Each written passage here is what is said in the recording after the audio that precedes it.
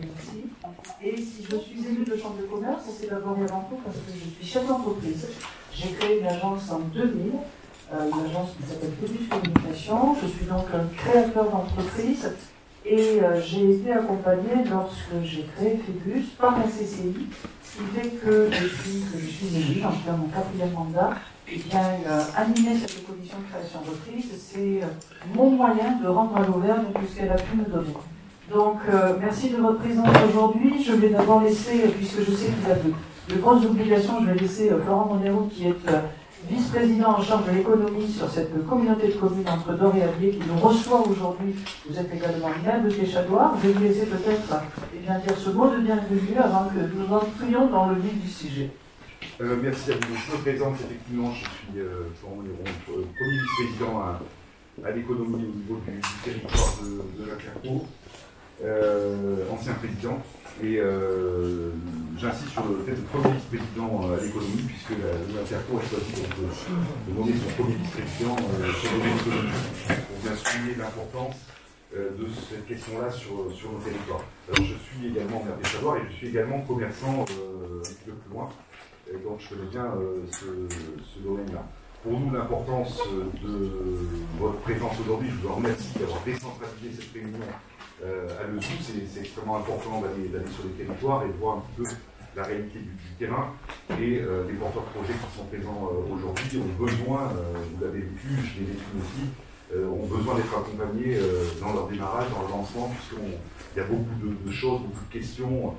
C'est un petit peu compliqué au départ et on a toujours besoin d'avoir des institutions à nos côtés. Et la CCI, le rôle de la CCI est extrêmement important pour vous, porteurs de projet, mais pour nous aussi, collectivités, puisqu'elle a ce regard économique, elle a cette analyse, cette expertise qui est extrêmement importante pour nous accompagner au quotidien.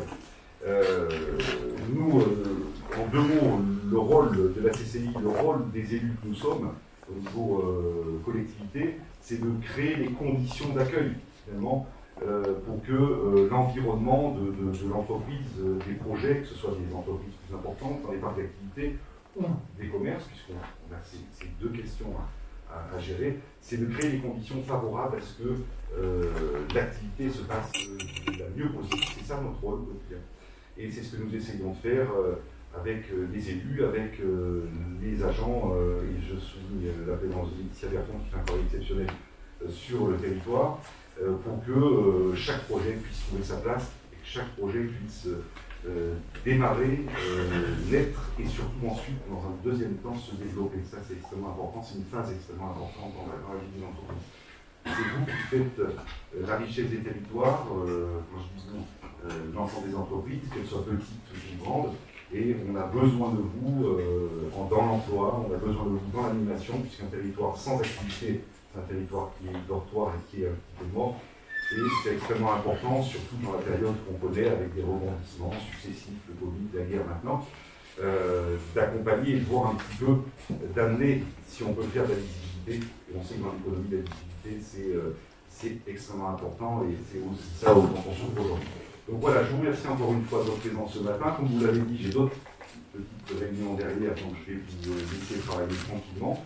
Sachez que vous pouvez compter sur nous dans le territoire quand vous avez besoin, mais ça, vous le savez. Et puis, j'espère que dans ces porteurs de projets au niveau départemental, certains vont pouvoir venir du côté de Lezoux et du territoire entre Dore et Allier. Merci beaucoup et bonne réunion. Merci à vous.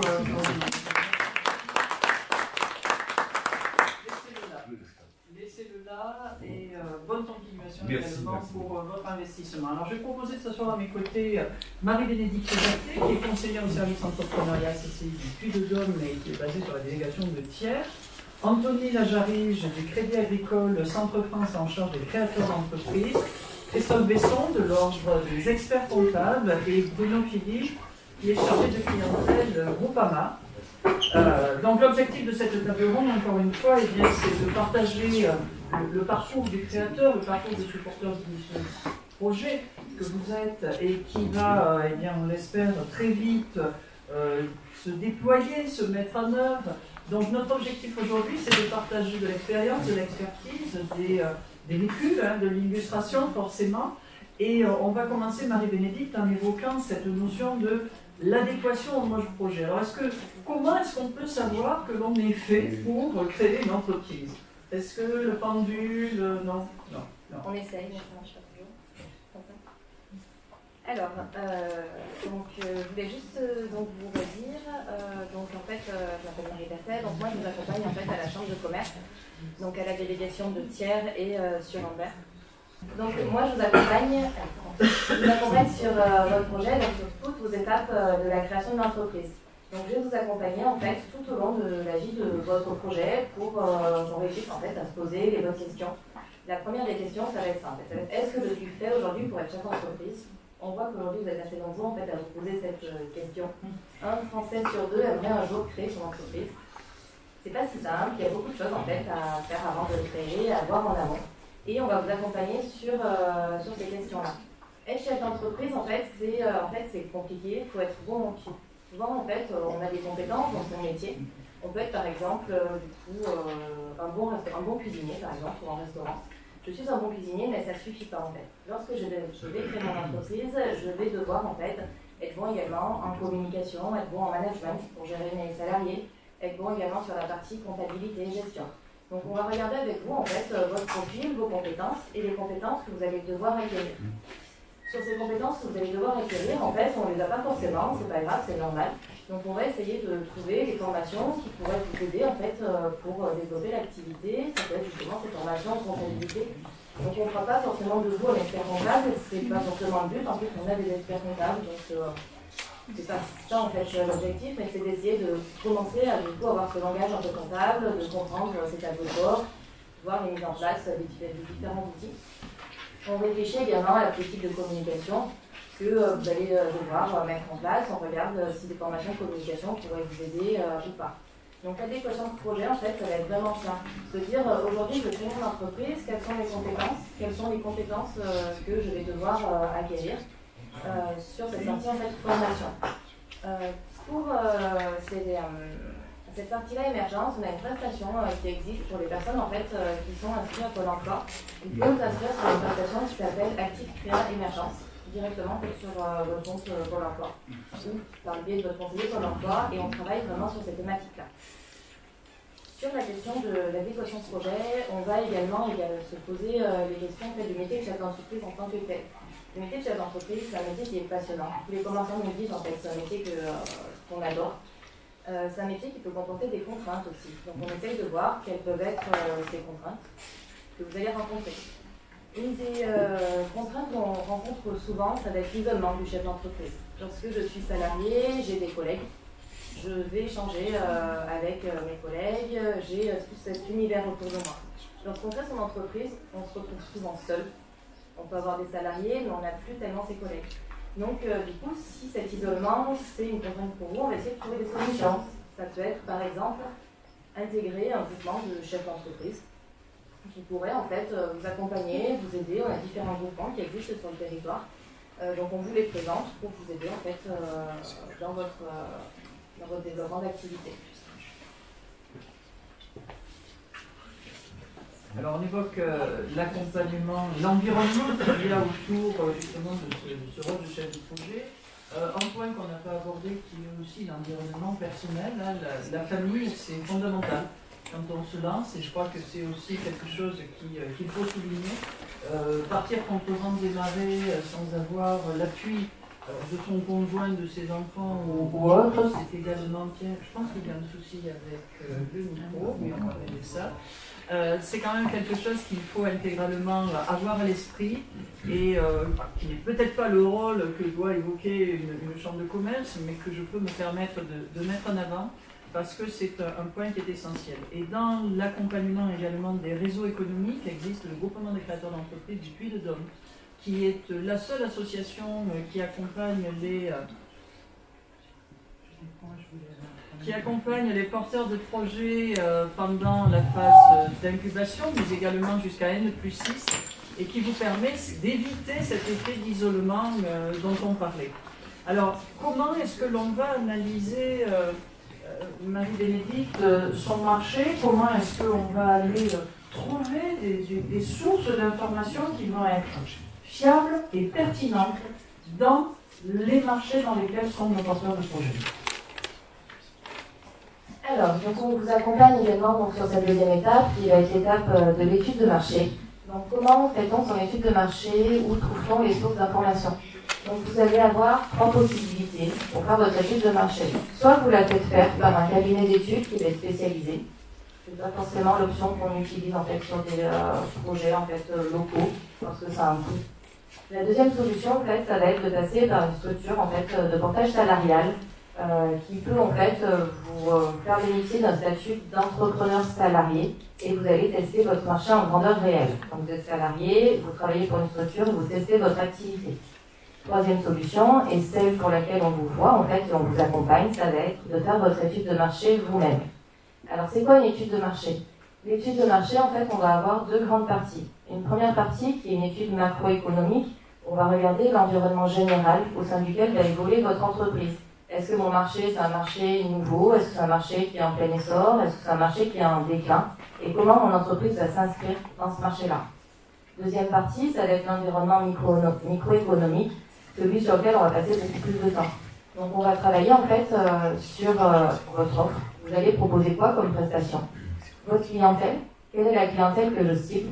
Et est-ce que du coup on a vraiment une demande par rapport à l'offre que je vais proposer? On travaille sur vos concurrents, on travaille également sur les fournisseurs, sur la communication, etc. Donc vraiment sur tous ces aspects-là. Moi, je vous oriente en fait au fur et à mesure vers différentes sources documentaires pour trouver ces informations et vers des partenaires locaux. Donc on fait vraiment le lien en fait avec les différents partenaires. Vous cherchez par exemple un local, on va essayer de voir par exemple sur un local du coup les différentes personnes qui pourraient vous aider. Donc ça peut être les Ciabertons sur la communauté de communes en fait qui pourraient vous aider pour la recherche de locaux. Vous cherchez des fournisseurs locaux, du coup on travaille beaucoup également avec le parc Livre-de-Forez.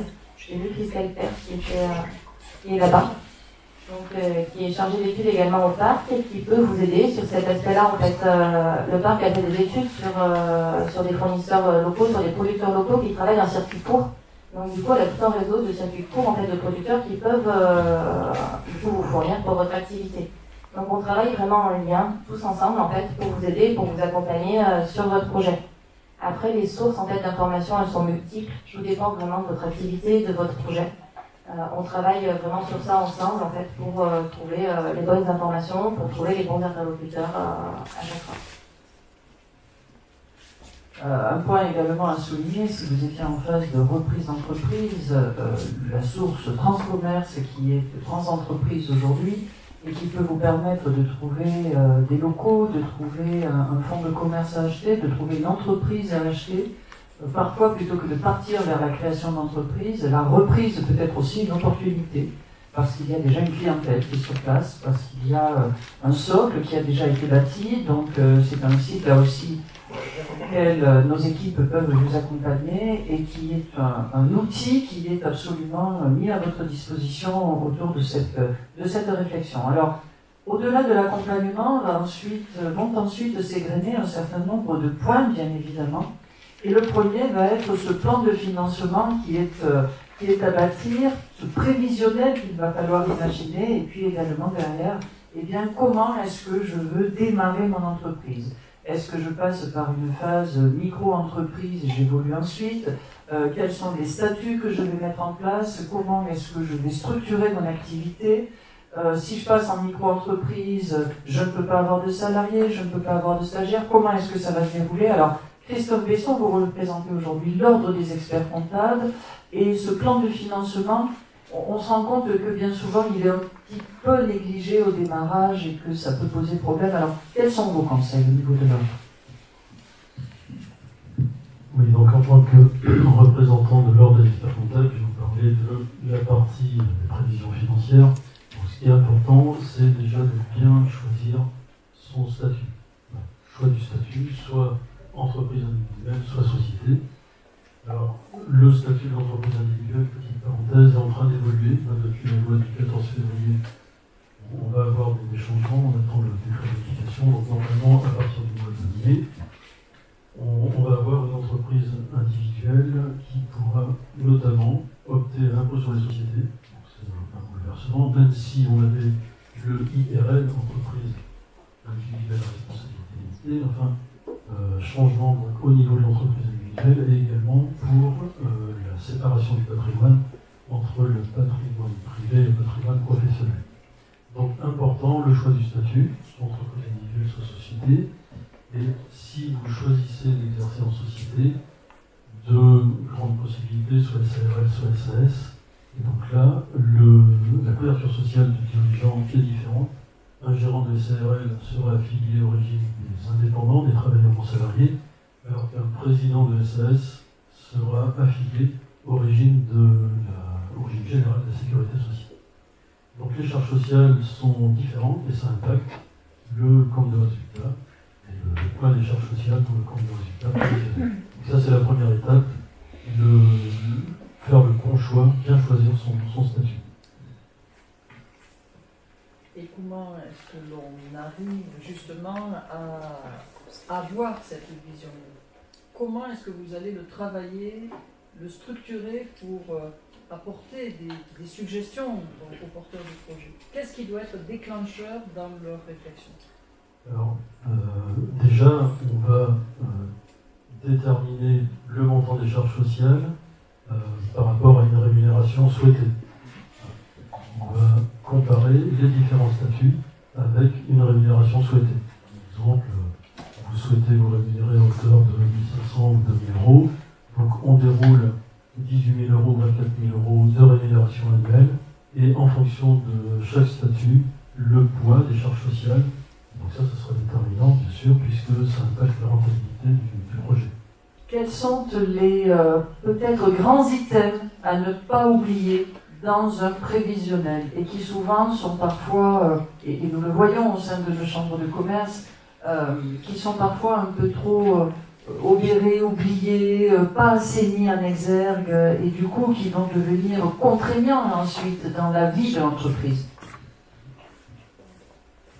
Alors, 3 points essentiels. Le premier point, c'est de déterminer le besoin de financement réel. Pour bien cerner votre investissement, mais également calculer le besoin en fonds de roulement, et donc le besoin en trésorerie de démarrage. Donc bien cerner, le premier point, c'est bien cerner le besoin de financement réel. Sur ce financement, bien sûr, de l'investissement de départ, on va également déterminer la part de l'apport. Quel est l'apport personnel? Bien sûr, plus il sera important, plus le projet a des chances d'aboutir. Donc ce premier point, déterminer le besoin de financement et l'équilibre entre apport et emprunt. Le deuxième point, c'est de démontrer la viabilité et la rentabilité du projet. Donc là, on va dérouler le compte de résultat prévisionnel, les soldes intermédiaires de gestion, avoir une approche sur la marge commerciale, la valeur ajoutée, l'excédent brut d'exploitation, prouver, notamment aux banquiers, que le projet est viable, qu'il est rentable. Ensuite, troisième point, et là c'est un point vraiment essentiel dans le dossier prévisionnel, c'est de faire un plan de trésorerie prévisionnelle. Prouver que l'entreprise a la capacité de rembourser ses emprunts. Donc détermination de la CAF, la capacité d'autofinancement, déterminer le point mort, le seuil de rentabilité, et tout ça donc pour convaincre le banquier que le projet est viable. Alors justement, on va y passer au banquier et voir avec lui comment va être étudiée cette demande, avec un témoignage de ma part. Ne partez pas que sur des fonds propres. Vraiment, allez chercher tout ce qui peut l'être au travers du 5 jours pour entreprendre qui est organisé et qui est financé par le Crédit Agricole depuis bientôt 12 ans, 13 ans. Nous avons signé cette convention qui est vraiment une action remarquable. Ce 5 jours pour entreprendre, il va vous donner des idées, des témoignages, des recommandations beaucoup plus complètes forcément que ce que nous faisons aujourd'hui à 1h15. Il va vous donner des pistes et il va vous parler entre autres des moyens de financement. Les moyens bancaires bien sûr, mais également des plateformes qui existent. Ne les négligez pas, il y en a une on n'en a pas parlé tout à l'heure, mais qui est sur ce territoire. Il y en a une deuxième que je préside, qui s'appelle l'IAIT, Initiative ouverte d'innovation transmission.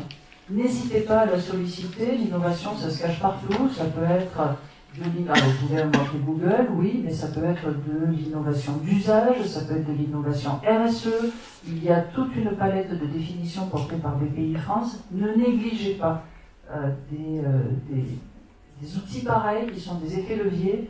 Et puis pour corroborer ce que vient de vous dire Christophe, c'est également le fait d'anticiper au maximum. Je ne veux pas dévoiler ce que va vous dire Anthony, évidemment, mais c'est plus facile d'obtenir un financement au démarrage qu'ensuite de faire financer sa trésorerie. Or, si vous n'avez pas anticipé, ça sera beaucoup plus compliqué de pouvoir continuer plus loin. Et combien de fois voyons-nous des porteurs de projets qui viennent de créer, qui sont passés au CFE, centre de formalité des entreprises, et puis ensuite, et qui vont venir nous dire « Ah, mais là, ça fait un an, et puis j'ai plus rien. » Ben oui, parce que j'avais mis des chiffres tellement bas au démarrage que je ne peux plus. Donc soyez attentifs à des points comme ça, c'est que du vécu, et l'anticipation que vous apporteront nos collaborateurs au sein de la Chambre, ça sert aussi à ça, à vous sensibiliser à ce type de problématique. Alors Anthony, allez-y. Et vu qu'on a un petit peu de temps, je voulais juste vous dire quelques mots sur les aides financières justement pour votre plan de financement. Lorsque vous montez votre plan de financement, on essaye de voir les différentes solutions qui existent pour vous aider à obtenir votre financement bancaire pour venir compléter ce financement.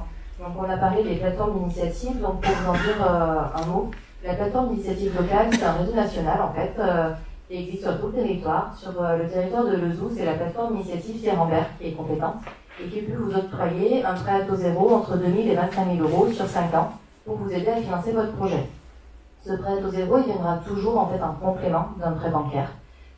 C'est du coup en fait vraiment un accompagnement financier sur votre projet. C'est pas qu'un accompagnement financier, la plateforme également, c'est un accompagnement sur le terrain. Donc les plateformes ont un réseau de parrains qui peuvent vous accompagner. Donc les parrains, c'est d'anciens chefs d'entreprise qui peuvent mettre leurs compétences à votre disposition pour vous aider une fois que votre entreprise a été créée. Donc il ne faut pas hésiter à les solliciter. Les plateformes en fait donc passe par les chambres de commerce sur le secteur de FIA, donc on monte ensemble le dossier et qu'on soumet à la plateforme et vous passez en comité. Donc ça, c'est une des aides qu'on peut avoir sur le territoire. On a un deuxième dispositif qui existe sur le territoire entre Dore et Allier, qui est mis en place. C'est une subvention de votre projet. Donc cette subvention en fait, d'entre Dore et Allier peut vous aider à financer votre projet à hauteur de 20%, en complément d'une subvention région de 20% également. Donc sur certains projets, donc pour entrer dans le cadre, on a des critères à respecter, mais on pourra aller chercher jusqu'au 31 décembre, donc ne prenez pas trop, 40% de subvention sur votre projet de création. Et il faut bien que ces demandes soient faites avant vos investissements. Donc n'hésitez pas vraiment à nous solliciter en fait en amont de votre création. Tout à l'heure on parlait de l'accompagnement, vous faites de l'accompagnement en fait qui peut être vraiment du début de l'émergence d'idées jusqu'à la création. On a également des fois des personnes qui ont bien avancé sur leur projet, on va se voir juste une seule fois, mais on va valider que rien n'a été oublié. Et notamment sur ces dispositifs, parce qu'on voit souvent des personnes qui ont créé, qui ont investi, et qui viennent nous voir après, parce que justement il manque un peu de trésorerie. Et là c'est trop tard en fait.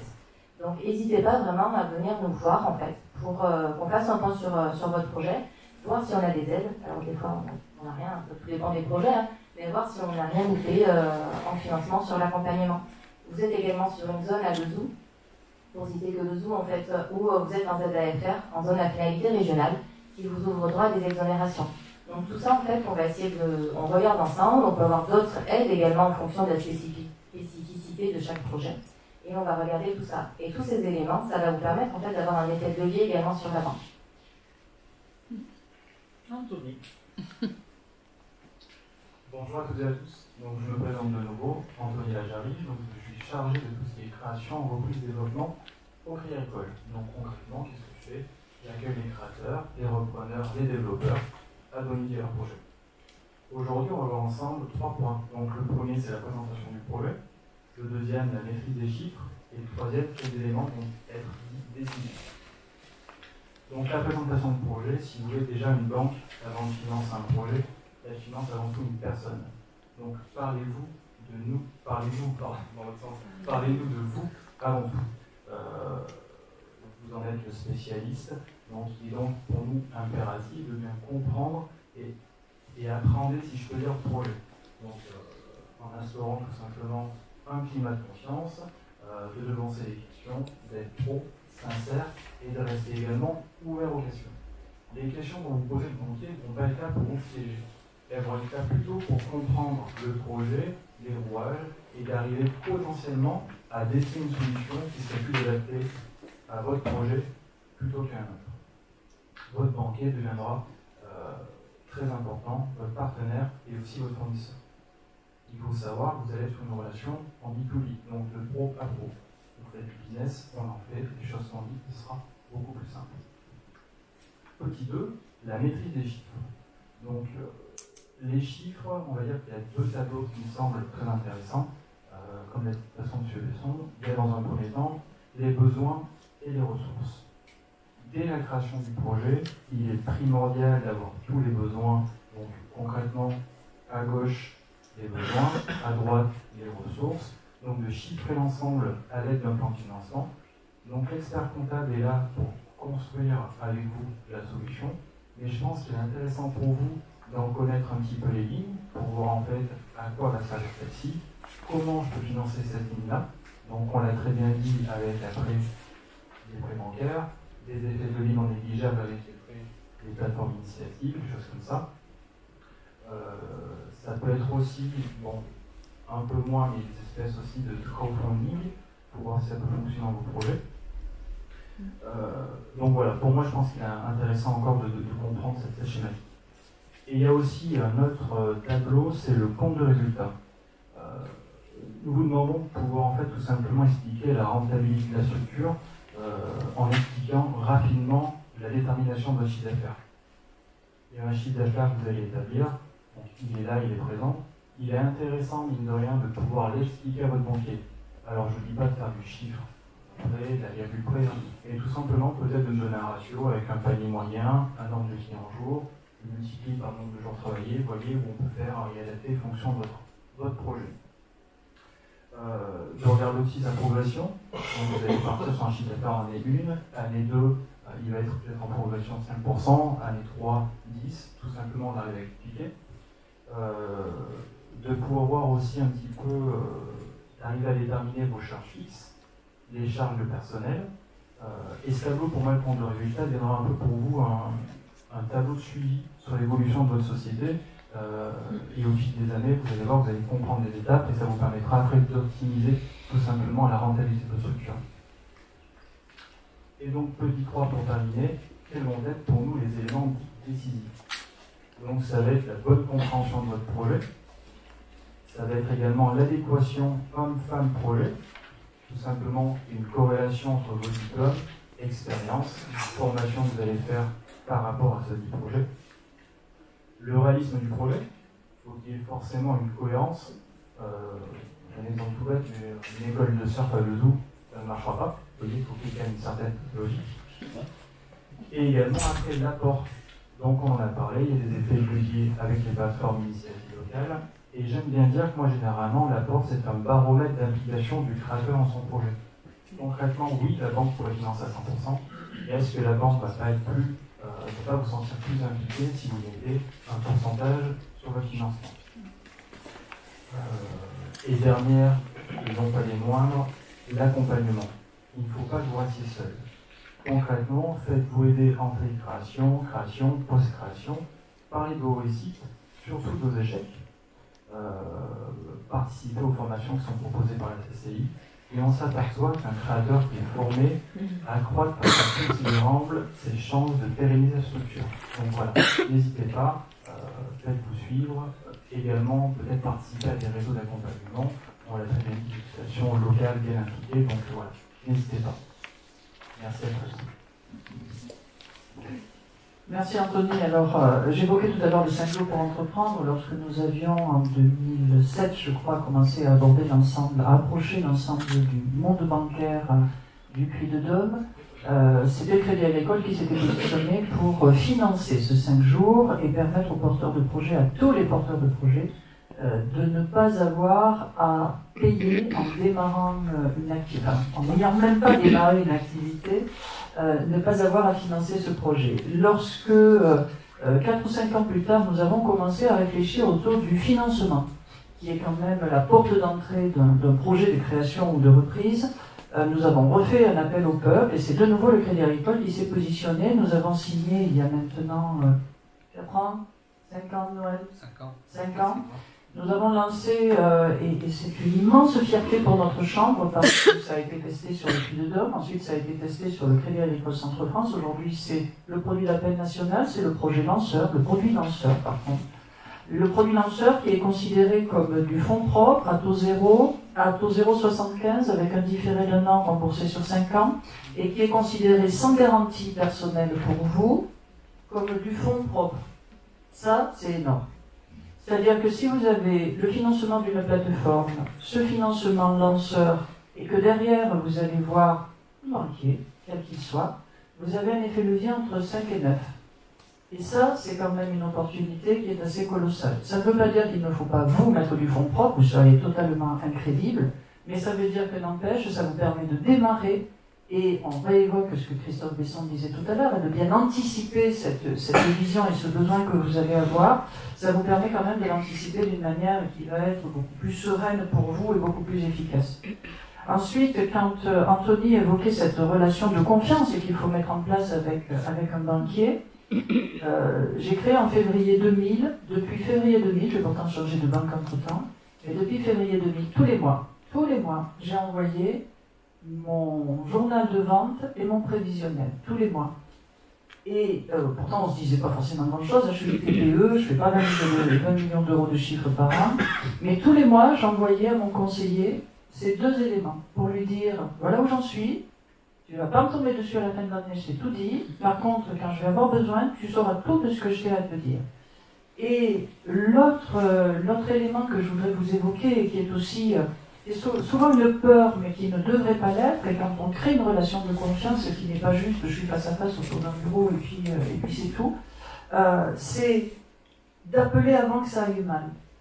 On a vécu la Covid, on a vécu les confinements, on a vécu 50% de perte de chiffre d'affaires.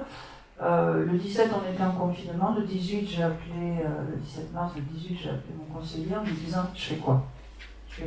Si ça s'arrête, je fais quoi? Et c'est vrai que c'est aussi quelque chose qui... Alors, à ce moment-là, tout le monde ne savait pas trop. Hein, mais en fait, ça permet, je l'avais dit à quelqu'un. Et ça permet d'éviter cet isolement, ça permet de dire, ouais, ça va être dur là quand même, hein, ça va être dur.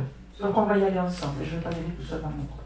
Et ça, si vous ne le construisez pas dans la confiance, c'est-à-dire que si vous prenez votre expert comptable, votre avocat, que nous n'avons pas autour de la table, mais qui aurait toute matière à y être, ou votre banquier, si vous ne prenez pas ces gens-là comme des membres de votre équipe, mais comme des simples fournisseurs, ça ne collera pas. Ça collera pas. C'est des partenaires. Ce n'est pas simplement des gens que vous payez à la fin du mois. Donc oui, il y a des frais financiers, mais pas que. Et la CCI n'est pas commissionnée par le Crédit Agricole, donc peut-être qu'il faudrait le penser.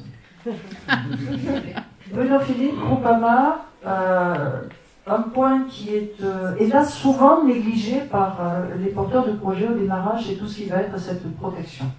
Cette protection, qu'elle soit protection sociale, qu'elle soit ressources, qu'elle soit matérielle, qu'elle soit professionnelle, il y a certains métiers, le mien en fait partie, où trouver une RC professionnelle est quelque chose qui relève de l'engageur.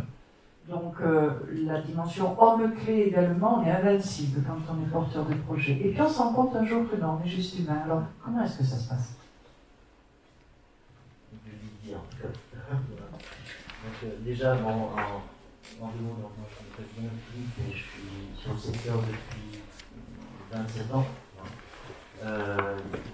Le rôle important, si vous voulez, de l'assureur, effectivement, c'est de bien comprendre le projet que vous allez mettre en place sur votre entreprise, de le comprendre et de voir évoluer. Donc, de voir évoluer, c'est de vous suivre régulièrement et plusieurs fois par an au début et au moins une ou 2 fois par an par la suite, parce que une entreprise, ça évolue, une famille, ça évolue.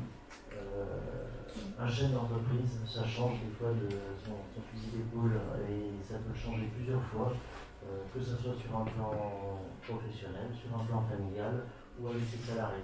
Il peut très bien, et ça c'est en lien avec tous les intervenants que vous venez de voir à l'instant,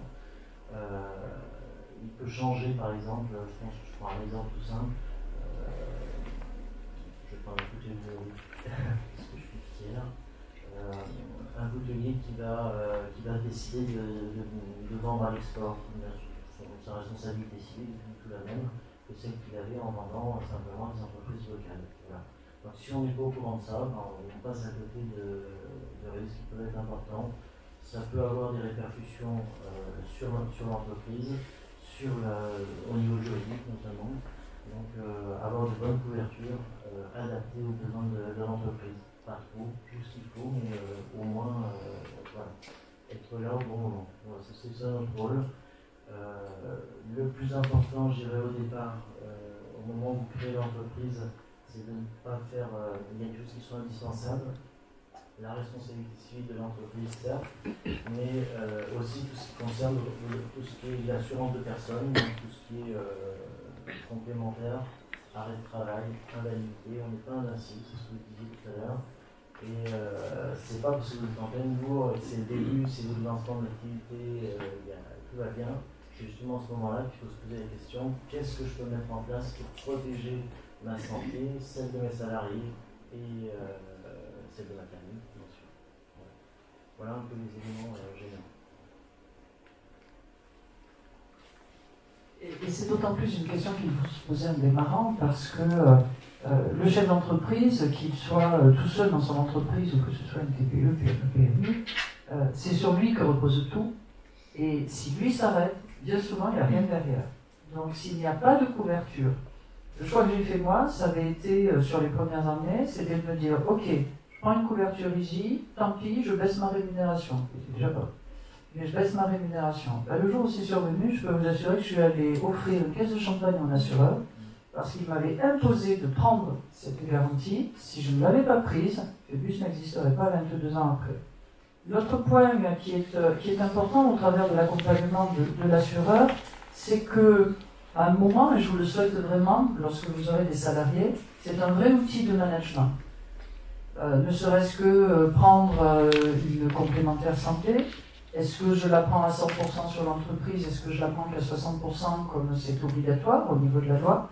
Quand on sait aujourd'hui la difficulté de recrutement qu'il y a dans absolument tous les cœurs de métier, même dans le mien, eh bien, avoir des plus-values comme ça qui sont, eh bien, je prends en charge votre mutuelle, nous avons une retraite complémentaire qui est plutôt pertinente, nous avons une très bonne couverture santé, ce sont des actes de management réels qui vont même au-delà de ce que peut être le salaire en lui-même et qui peuvent être déclencheurs parce qu'une mutuelle aujourd'hui c'est quand même quelque chose qui représente un coût qui est non négligeable.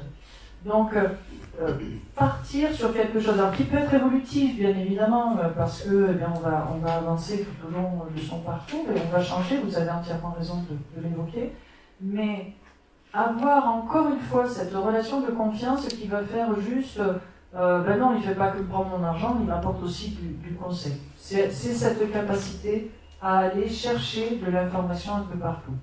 Et c'était évoqué en tout début. Oui, on est en orchestre, c'est une évidence, on fait tout, le jour, la nuit et le week-end, mais c'est pas un métier, c'est une passion, sinon il ne faut pas me lancer là-dedans.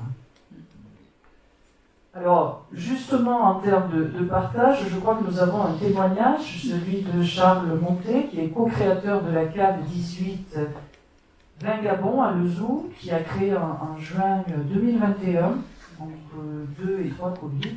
Hein, il n'est pas encore arrivé, par contre. Elle est partie chercher. D'accord. Eh bien, écoutez, alors je vais vous laisser peut-être la parole et nous poser des questions si vous en avez. Oui. Je voulais rebondir justement sur les assurances. Est-ce que vous pouvez vous présenter? Oui, pardon. Alors, je m'appelle Andrew Dont, je suis libraire et je suis en train de créer ma librairie de livres d'occasion, donc alors dans l'hyper-centre-ville de Clermont-Ferrand. Là actuellement je suis assez avancée dans mon projet puisque maintenant j'attends de créer mon cabis après justement le comité France Active Initiative Clermont. Je suis suivie par Madame Laurie Vigier, donc du Crédit Agricole. Et donc là, je suis un petit peu justement au niveau des assurances, je suis un petit peu en train de regarder, je vous avouerai que c'est un peu flou pour moi. Alors, j'ai l'avantage de faire partie d'une licence de marque, donc qui m'accompagne dans mon projet et je ne suis pas toute seule. C'est un réseau de 6 librairies en France, donc j'ai la chance d'être pas mal accompagnée. Ma question aujourd'hui, c'est voilà, entre justement les assurances invalidité, perte d'exploitation, etc., etc., est-ce qu'il faut que je parte, par exemple, je parle vraiment à titre personnel, sur un groupe d'assurance, ou est-ce qu'il faut que je regarde un peu partout? Je trouve que c'est un petit peu tortueux quand je commence à regarder. La concurrence, voilà, c'est est-ce que je prends assurance invalidité ici, perte d'exploitation là, etc., etc. Là aussi, c'est à vous de... Pardon. Oui, ça c'est toujours la question qu'on se pose, est-ce qu'on va gagner plus, est-ce qu'on va économiser plus en prenant la voiture à un endroit, bref, peu importe à la limite, je vais parler le plus honnêtement possible là-dessus, moi je veux peux mettre à bon pas, bien sûr, mais il y a deux choses. La première, c'est choisir les bons éléments, donc si vous avez une analyse qui est faite de façon globale, vous aurez certainement une meilleure analyse. Une analyse qui sera faite ponctuellement sur un véhicule, sur une santé, sur une valuation.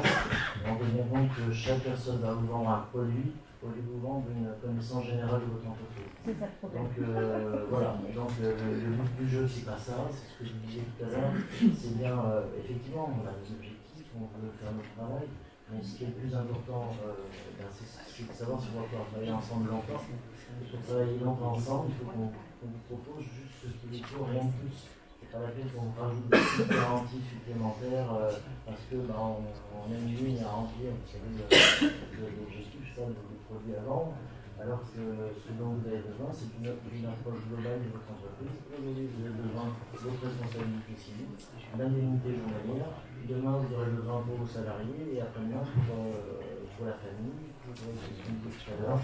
Est-ce qu'on va pouvoir augmenter la part de prise en charge de la mutuelle des salariés pour permettre justement d'attirer une personne qui travaille avec vous.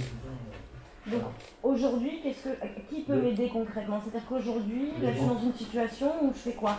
J'appelle plusieurs assureurs, je prends rendez-vous et... Je pense que vous pouvez très bien faire effectivement plusieurs rendez-vous. D'accord. Mais faites faire un devis de façon le plus honnête possible avec l'assureur qui vous veut.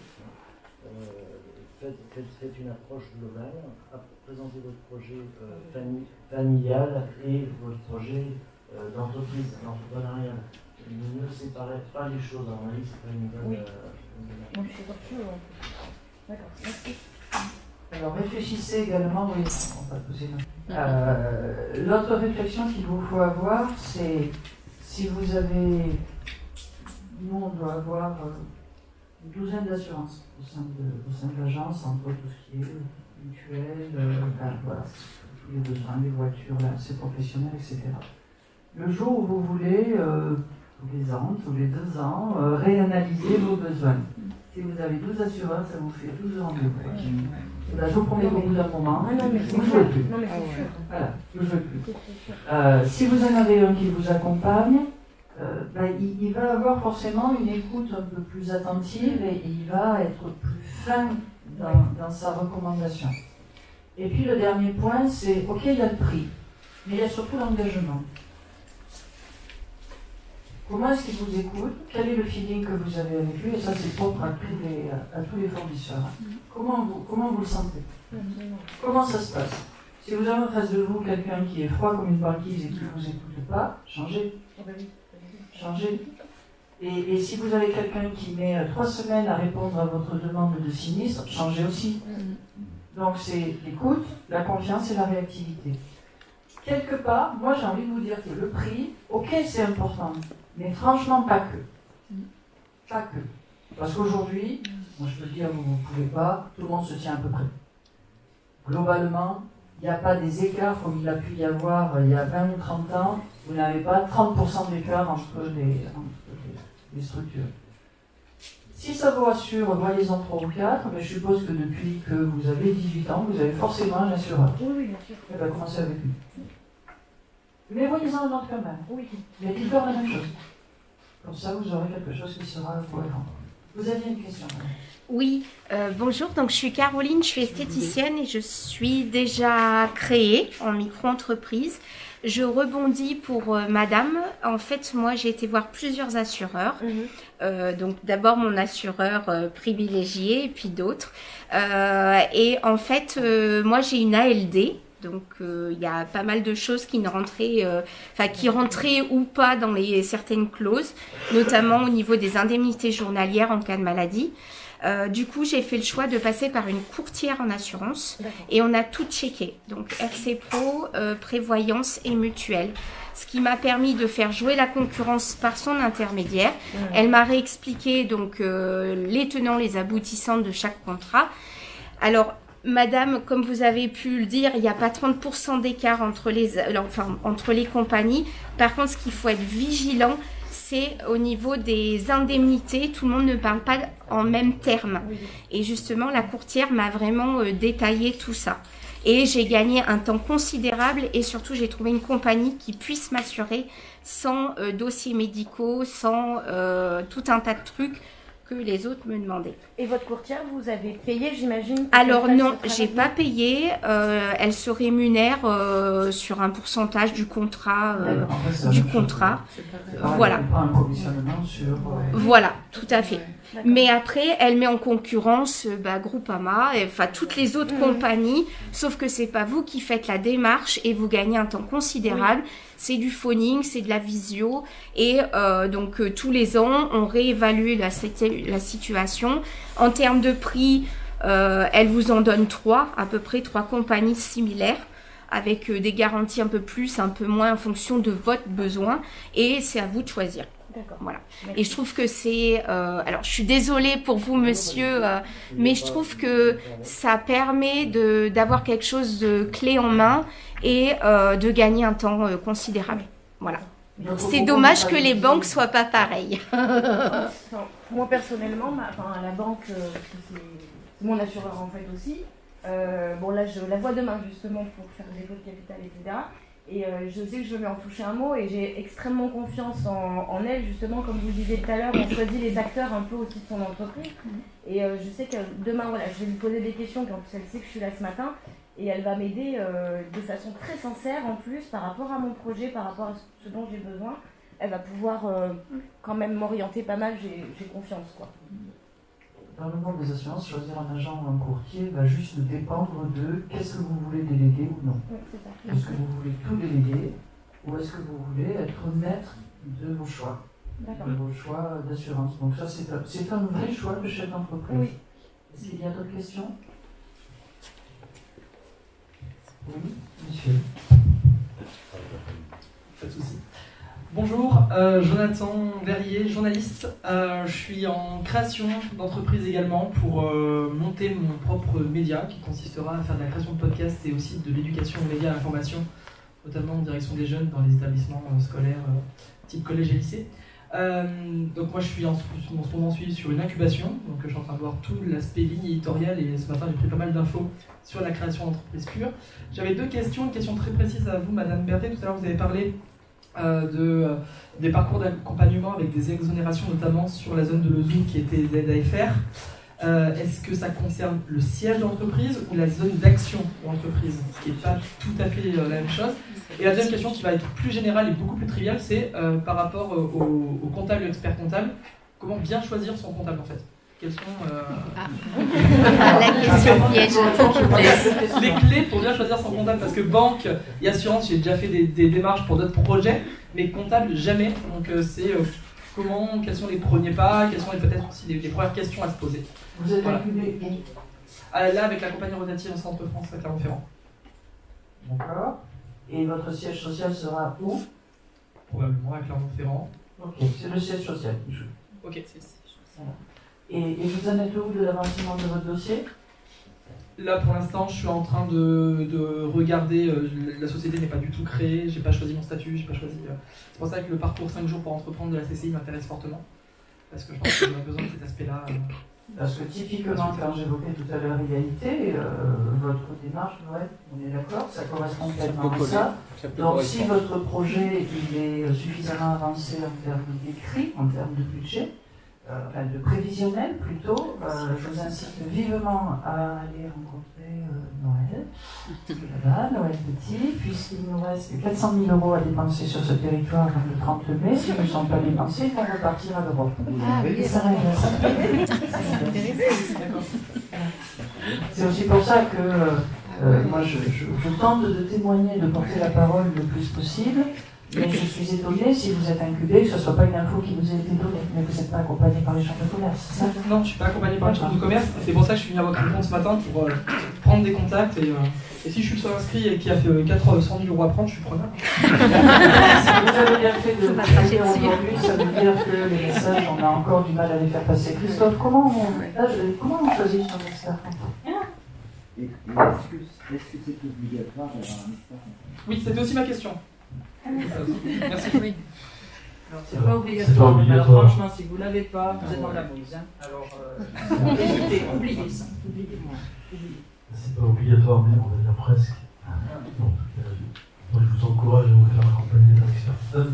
Donc, je rebondis, vous disiez comptable ou expert comptable. Je rebondis là-dessus parce que la profession comptable, donc saisie de comptabilité, établissement de comptes annuels et attestation sur les comptes annuels, c'est une profession réglementée.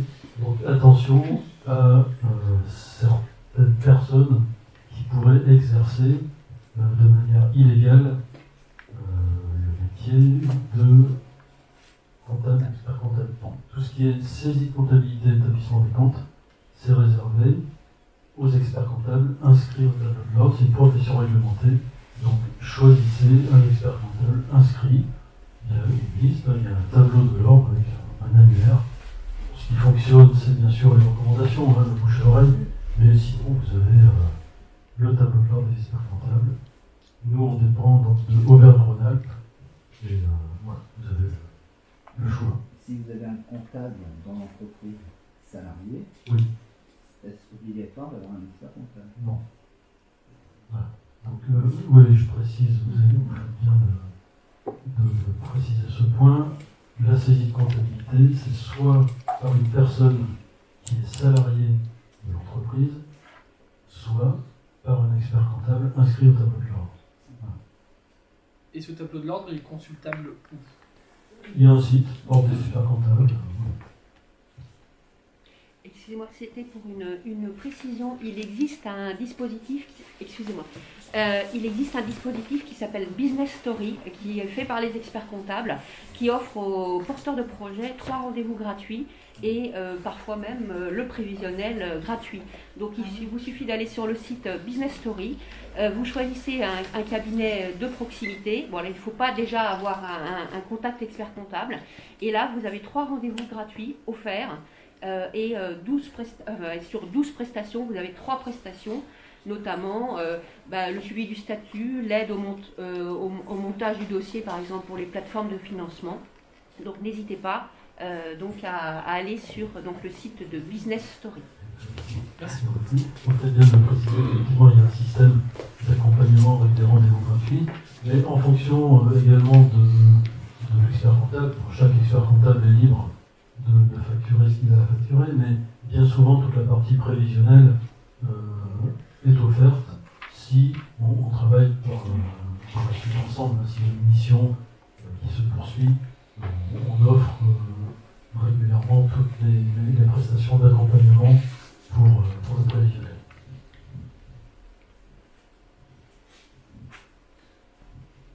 Merci. D'autres questions peut-être ou d'autres témoignages, n'hésitez pas, puisque je crois que notre témoin a eu un empêchement. Notre témoin a donc il ne viendra pas. Il ne viendra pas. Malheureusement. Nous allons vous prier à tous de l'excuser. J'ai une question. Allez-y. Est-ce que j'ai un projet, comment je fais? Est-ce que je vais voir la chambre de commerce d'abord, en premier, le comptable, en deuxième, le banquier, enfin comment on s'organise et quelle est la première démarche à effectuer?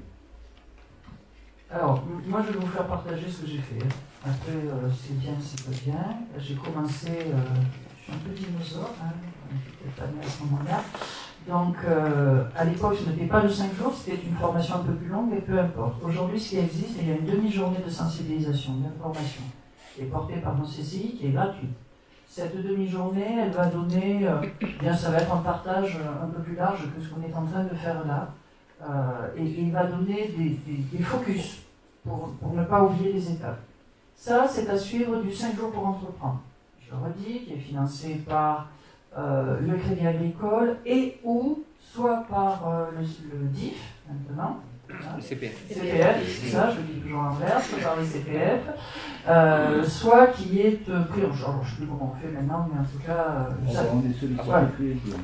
Non, mais c'est pas DIF, nous on y voit rien, c'est le CPF. Donc ce 5 jours, il va vous permettre de poser votre prévisionnel et de rencontrer tous les intervenants. Puisque sur ce 5 jours, il y a tout le monde qui passe. Il va y avoir des experts comptables, il va y avoir les assureurs, il va y avoir les banquiers, il va y avoir tout le monde qui va passer. Il va y avoir les plateformes d'initiative, on va vous parler de financement, on va vous parler de réseau, on va vous ouvrir toutes les portes.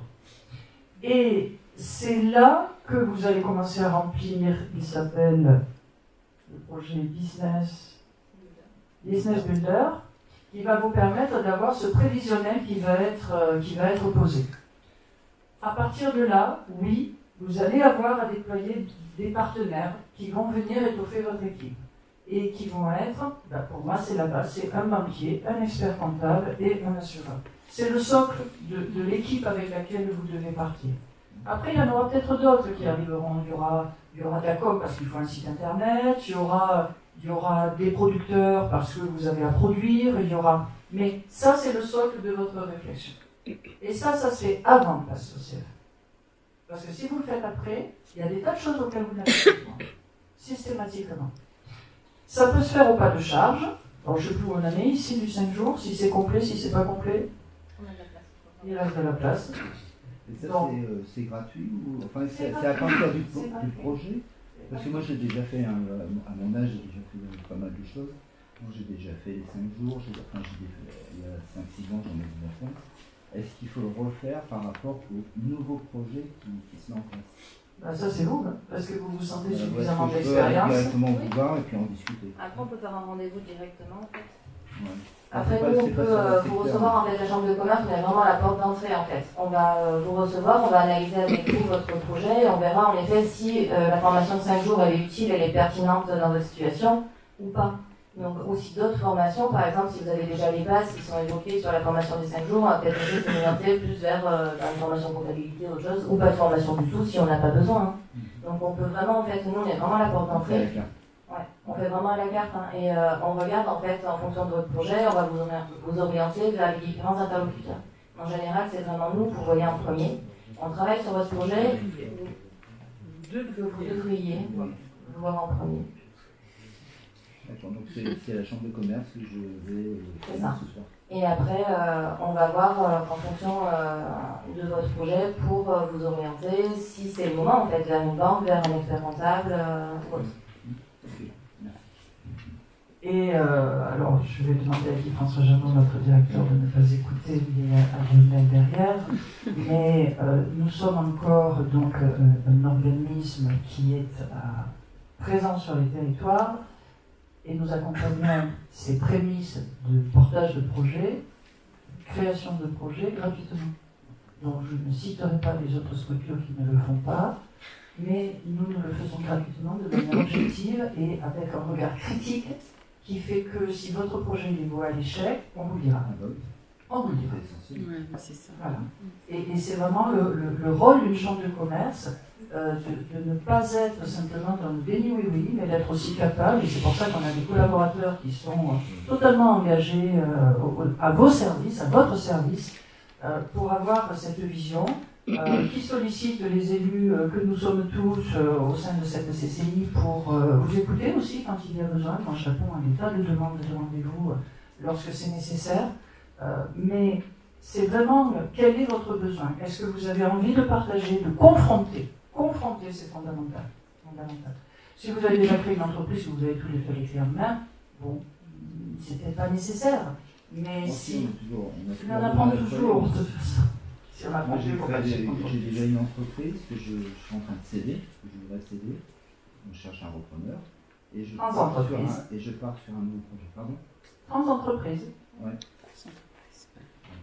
France Entreprise, qui est un site créé en Auvergne, qui est aujourd'hui déployé au niveau national et qui met en relation, encore une fois gratuitement, des cédants et des repreneurs. Qui peut aller après vers un accompagnement plus poussé des chambres de commerce sur tout le territoire national, mais qui est un socle déjà de mise en lumière des entreprises qui doivent être vendues. Entreprises, commerce, industrie, enfin, il y a tous les secteurs d'activité qui sont dedans.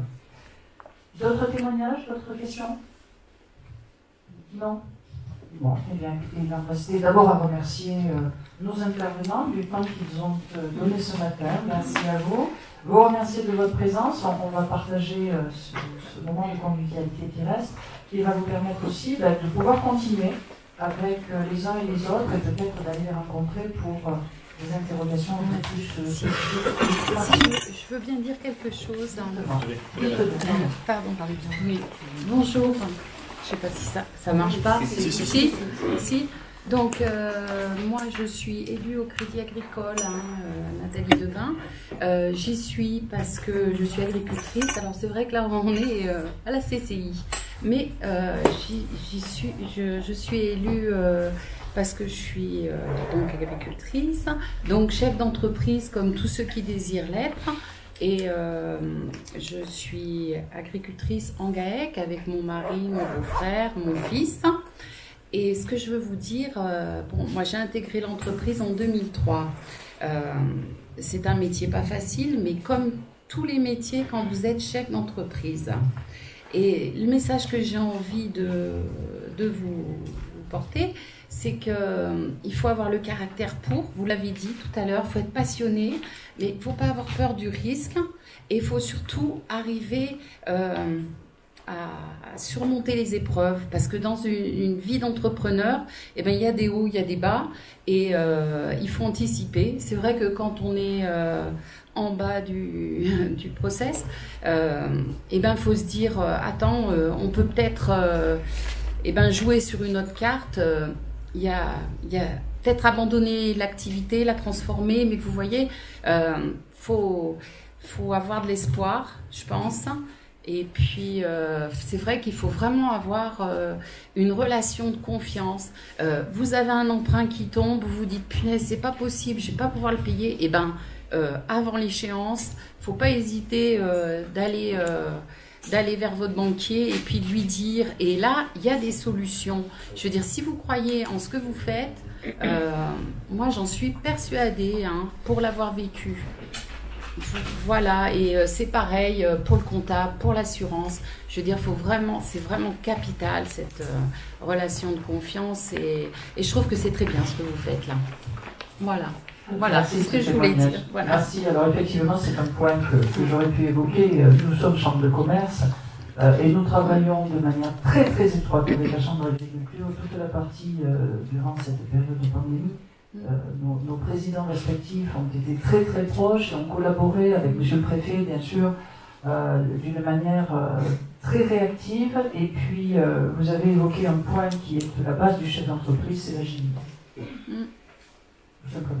Être capable de s'adapter à tout ce qui passe. Merci à vous, je vous souhaite le meilleur, vraiment, le meilleur. Et puis, si vous avez envie qu'on continue à échanger un moment, Noël, Lionel, Guy-François ont les coordonnées de tout le monde, donc n'hésitez pas, moi je suis toujours à disposition des territoires. Merci à vous.